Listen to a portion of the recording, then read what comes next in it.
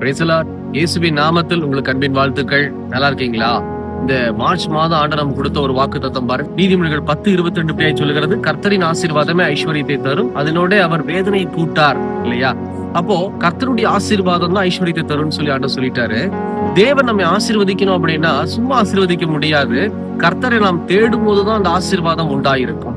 அப்போ நம்ம எப்படி தேடலாம்னு சொல்லி இதோ இன்னைக்கு நம்ம பார்க்க போகிறோம். ஒரு ஃபர்ஸ்ட் பாயிண்ட் என்ன அப்படின்னா, மத்தேயு சுவிசேஷம் 6:33, மத்தேயு 6:33 வாசிக்கிற பைபிள்ல கவனிச்சு பாருங்க.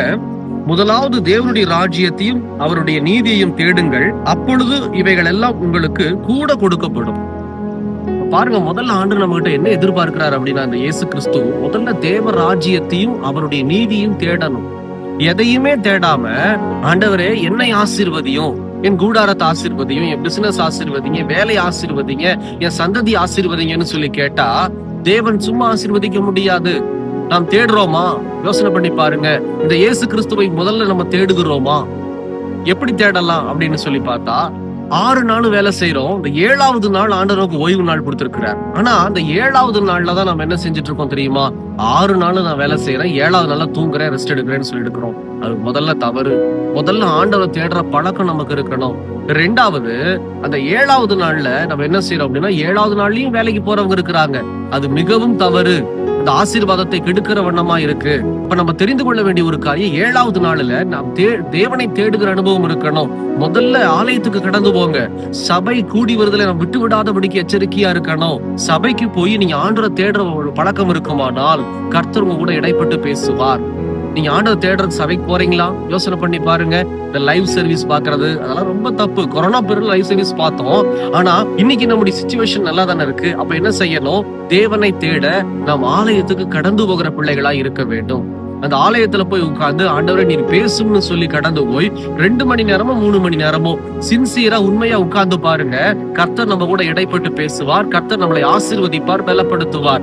இதை நாம் செய்யாதபடிக்கு 7வது நாளும் நான் வேலை செய்யறேன் அப்படின்னா உங்களுடைய சம்பாதியம் ஆசீர்வதிக்கப்பட முடியாது. ஏன்னா வேதம் சொல்லுகிறது, கர்த்தருடைய ஆசீர்வாதம் தான் ஐஸ்வர்யத்தை தருமா, அதனோட வேதனை கூட்டார். நிறைய பேரு 7வது நாளும் வேலை செஞ்சு ஐஸ்வர்யத்தை சம்பாதிக்கிறாங்க, இல்லன்னு சொல்லல. ஆனா வேதனையும் கூடி வருகிறது. என்ன வேதனை தெரியுமா? அவங்க சம்பாதிக்கிற காசு அவங்க கையில நிக்கவே நிக்காது. நல்லா கேட்டு பாருங்க. இந்த 7வது நாள் வேலை செய்யறவங்க எத்தனை கடன் அடைச்சிருக்காங்கன்னு கேளுங்க. முதல்ல போய் உங்க சொந்த மனசாட்சியை தொட்டு பாருங்க. இந்த 7வது நாள்ல வேலை செஞ்சு நீங்க நல்லா இருக்கிறீங்க அப்படின்னா அது சரியான ஆசீர்வாதம் அல்ல. நல்லா இருக்க முடியாது. அந்த இடத்துல ஏதோ ஒரு சின்ன குறை இருக்கும். ஏன் அப்படின்னா நீங்க தேவனை தேடல. அந்த 7வது நாளை நீங்க முதல்ல ஆண்டவருக்கு ஆலயத்துக்கு போய் அந்த நாளை தேவ சமூகத்துல நீங்க பிரயோஜனப்படுத்தி பாருங்க. உங்களுடைய எல்லா கடன்களையும் எல்லா காரியத்தையும் தேவன் அடைப்பார். ஐஸ்வர்யத்தை கொடுக்கிறவர் வேற வழியில அது கடந்து போகாதபடிக்கு பாதுகாப்பார்.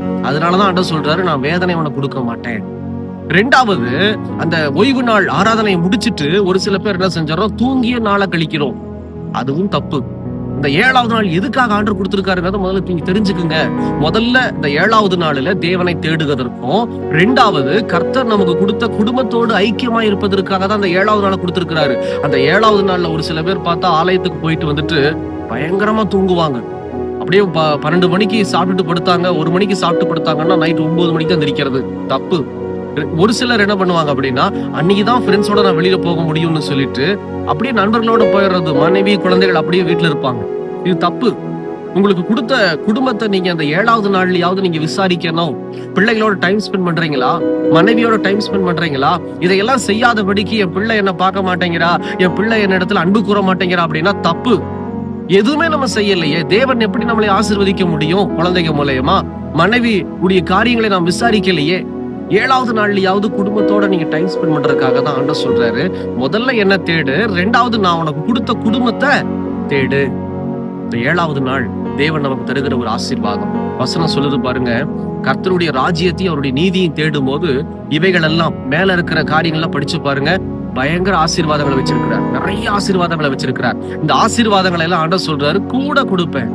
எப்படி கருகாப்புல் கொத்தமல்லி தலை வாங்குறோம், அந்த மாதிரி ஆண்டவர் நமக்கு கூட கொடுத்து ஆசீர்வதிக்கிற தேவனா இருக்கிறார். பிரியமான ஜனமே, அப்ப நல்லா நீங்க தெரிஞ்சுக்கணும். முதல்ல இந்த 7வது நாளில தேவனை தேட வேண்டும். அடுத்தது அந்த 7வது நாளில நீங்க அங்க இங்கன்னு போகாம குடும்பத்தோடு வாழுகிற ஒரு அனுபவம் இருக்கணும். கூட்டிட்டு போங்க. உங்க குடும்பத்தை வெளியில எங்கேயாச்சும் பக்கத்துல கூட்டிட்டு போய் சாப்பிட வச்சு கூட்டிட்டு வாங்க.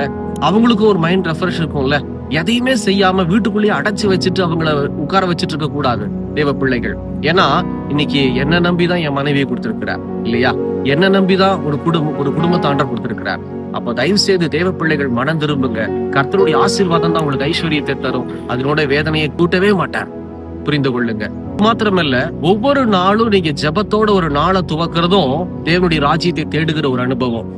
தினமும் நீங்க ஒவ்வொரு நாளும் ஜெபத்தோட நீங்க வேத வாசிப்போடு கூட நீங்க நாளை துவக்குனீங்கன்னா கர்த்தர் உங்களுடைய எல்லா காரியங்களையும் ஆசீர்வதிப்பார், வேதனையை கூட்ட மாட்டார். இதுதான் முதல்ல தேவ ராஜ்யத்தையும் அவருடைய நீதியும் தேடுகிற ஒரு அனுபவம். ஜெபிக்கலாமா? கண்களை மூடி ஒப்பு கொடுக்குறீங்களா? எங்களை நேசிக்கிற நல்ல ஆண்டவரே, இந்த வேலைக்காக ஸ்தோத்திரம். முதல்ல ஆண்டவரே, உடைய தேவ ராஜ்யத்தையும் அவருடைய நீதியும் தேடுங்கள்னு சொன்னீங்களேப்பா. இந்த 7வது நாளில் உண்மை தேடுகிற அனுபவமும், ஆண்டவரே நீர் எங்களுக்கு நம்பி கொடுத்திருக்கிற குடும்பத்தை ஆண்டவரே ஆசீர்வதிக்கிற ஒரு அனுபவமும், அது மாத்திரமல்ல தினந்தோறும் உண்மை தேடிட்டு அடுத்த கட்ட காரியங்களுக்கு கடந்து போகிற அனுபவத்தையும் எங்களுக்கு தாங்கன்னு சொல்லி ஒப்பு கொடுக்கிற பிள்ளைகளை கண்ணோக்கி பார்த்து கர்த்தர் ஆசீர்வதிப்பீராக. அவங்களுக்கு உண்டான சகல தேவைகளையும் கூட கொடுத்து ஆசீர்வதியும், தொடர்ந்து பலப்படுத்தும். இயேசுவின் நாமத்தில் பிதாவே, ஆமென், ஆமென். கர்த்தர் ஆசீர்வதிப்பாராக. எங்களுக்காக ஜெபித்துக் கொள்ளுங்கள். God bless you.